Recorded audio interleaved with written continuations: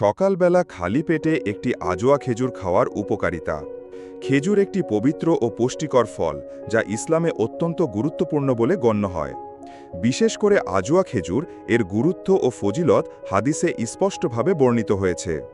নবীজি নিজেও আজোয়া খেজুর খেতে উৎসাহ দিতেন এবং তা খাওয়ার উপকারিতা ব্যাখ্যা করেছেন।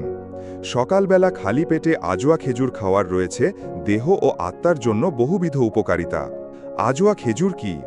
আজোয়া একটি বিশেষ প্রকারের খেজুর, যা মদিনা মুনাওয়ারায় উৎপন্ন হয়। এটি দেখতে কালো, আকারে মাঝারি এবং এর স্বাদ মিষ্টি ও কোমল। কোরআন শরীফে খেজুরের উল্লেখ। আল্লাহ তাআলা কোরআনে বহু স্থানে খেজুরের উল্লেখ করেছেন। খেজুরকে তিনি তার সৃষ্টির আশীর্বাদ হিসেবে তুলে ধরেছেন। যেমন আল্লাহ তাআলা পবিত্র কোরআনে বলেন, উঁচু উঁচু খেজুর গাছ যেগুলোর থোকা স্তরে স্তরে বিন্যস্ত। সূরা কাহাফ। হাদিস শরীফে আজোয়া খেজুরের ফজিলত।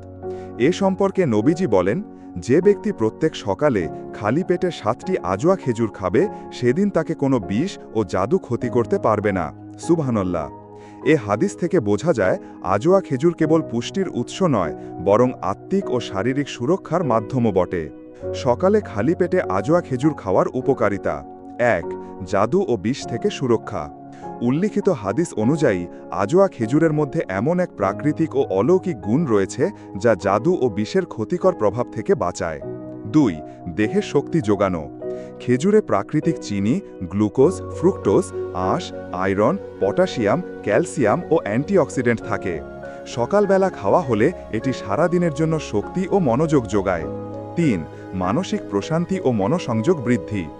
আজোয়া খেজুর স্নায়ুতন্ত্রকে শান্ত করে, যা মানসিক চাপ ও উদ্বেগ কমাতে সাহায্য করে।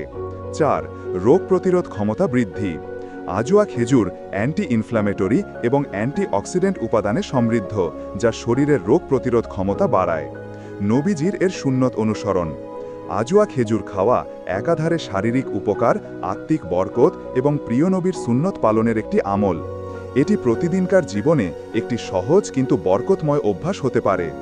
আজোয়া খেজুর শুধুমাত্র একটি খাদ্য নয়, বরং এটি একটি ইবাদাতের অংশ, একটি সুন্নাত। বিশেষ করে সকালে খালি পেটে এটি খাওয়া যেমন শরীরের জন্য উপকারী, তেমনি রুহানিয়াতের জন্য শক্তিশালী ঢাল। তাই প্রতিদিনের জীবনযাত্রায় এই অভ্যাস গড়ে তোলা আমাদের সকলের জন্যই উপকারী ও বরকতময় হবে। আল্লাহ আমাদের সবাইকে নবীজির সুন্নাত অনুসরণ করার তৌফিক দিন।